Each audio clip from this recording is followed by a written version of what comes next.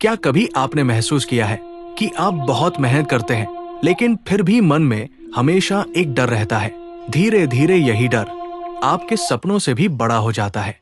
श्री कृष्ण भगवद गीता में अर्जुन को यही एक बात समझाते हैं, जो आज भी उतनी ही सच्ची है जितनी कुरुक्षेत्र के मैदान में थी। कुरुक्षेत्र का मैदान, चारों ओर लाखों योद्धा खड़े हैं, शंख बज चुके हैं, युद्ध शुरू होने ही वाला है। लेकिन उसी समय अर्जुन अपने ही हाथों से गांडीव नीचे रख देता है। उसके हाथ कांप रहे हैं, आंखों में आंसू है। वो कहता है, हे कृष्ण, मैं ये युद्ध नहीं लड़ सकता। ध्यान दीजिए, अर्जुन कमजोर नहीं था। उसके पास शक्ति भी थी, ज्ञान भी था, अनुभव भी था, लेकिन उसका माइंडसेट टूट चुका था। और यही बात आज करोड़ों लोगों के साथ हो रही है। बाहर से सब ठीक दिखते हैं, लेकिन अंदर वे खुद से ही हार चुके होते हैं। तब श्री कृष्ण मुस्कुराते हैं। वे अर्जुन को नई ताकत नहीं देते, कोई जादुई शक्ति नहीं देते, कोई शॉर्टकट नहीं बताते। वे सिर्फ उसकी सोच बदल देते हैं, क्योंकि जिस दिन इंसान अपनी सोच बदल लेता है, उसी दिन उसकी किस्मत बदलने की शुरुआत हो जाती है। आज लोग सोचते हैं, जब परिस्थितियां बदलेंगी तब मैं खुश रहूंगा, लेकिन श्री कृष्ण कहते हैं, नहीं, पहले अपनी सोच बदलो, फिर परिस्थितियां खुद बदलती चली जाएंगी। पार्ट 4। हमारी सबसे बड़ी समस्या ये नहीं है कि हमारे पास अवसर कम है। समस्या ये है कि हम हर काम शुरू करने से पहले उसका परिणाम सोचने लगते हैं। अगर सफल नहीं हुआ तो, अगर लोग हंसे तो, अगर पैसा डूब गया तो, अगर मैं असफल हो गया तो, और इसी डर में जिंदगी निकल जाती है। तभी श्री कृष्ण कहते हैं, तुम्हारा अधिकार केवल कर्म करने में है, फल पर नहीं।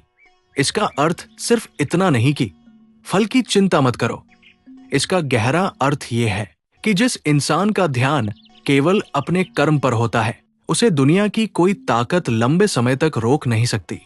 लेकिन गीता में श्री कृष्ण एक और ऐसा माइंडसेट बताते हैं, जिसे अपनाने के बाद असफलता भी आपको आगे बढ़ाने लगती है। और वही सोच साधारण इंसान को असाधारण बना देती है। वो कौन सा माइंडसेट है? वही एक माइंडसेट जो आपकी जिंदगी बदल देगा। अब जरा अपने जीवन की ओर देखिए। कितनी बार ऐसा हुआ है कि आपने किसी काम की शुरुआत पूरे उत्साह से की, लेकिन कुछ दिनों बाद किसी की एक बात, एक छोटी सी असफलता या एक नकारात्मक अनुभव ने आपका पूरा उत्साह खत्म कर दिया। फिर आपने खुद से कहा, शायद ये मेरे बस की बात नहीं है। लेकिन क्या सच में आपकी क्षमता खत्म हो गई थी, या सिर्फ आपका विश्वास डगमगा गया था? यही श्री कृष्ण हमें एक ऐसा माइंडसेट सिखाते हैं जो हर परिस्थिति में इंसान को अडिग बना देता है। वे कहते हैं, तुम परिस्थितियों के गुलाम नहीं हो, तुम अपने विचारों के स्वामी हो। दुनिया तुम्हारे बाहर है, लेकिन तुम्हारा मन तुम्हारे भीतर है। और जो व्यक्ति अपने मन पर विजय पा लेता है, उसे दुनिया की कोई हार ज्यादा देर तक हरा नहीं सकती। असली लड़ाई बाहर नहीं, भीतर है। हम सोचते हैं कि हमारी सबसे बड़ी समस्या पैसों की कमी है या लोग हमारा साथ नहीं देते, लेकिन गीता कहती है, सबसे बड़ी लड़ाई हमेशा भीतर चलती है। डर और विश्वास के बीच, आलस और कर्म के बीच, अहंकार और विनम्रता के बीच, आशा और निराशा के बीच। नदी का रहस्य, एक छोटी सी कहानी सुनिए। पहाड़ों से निकलने वाली एक नदी जब पहली बार बहना शुरू करती है, तो उसके सामने बड़ी बड़ी चट्टानें आती हैं। अगर नदी भी इंसानों की तरह सोचती, तो शायद कहती, मेरे रास्ते में इतनी रुकावटें हैं, मैं आगे नहीं बढ़ सकती। लेकिन नदी रुकती नहीं। वह कभी चट्टानों के ऊपर से बहती है, कभी उनके किनारे से निकल जाती है, और कभी धीरे धीरे उसी चट्टान को काटकर अपना रास्ता बना लेती है। यही जीवन का सबसे बड़ा माइंडसेट है। रुकना नहीं है, कर्म करते रहना है। पार्ट 8।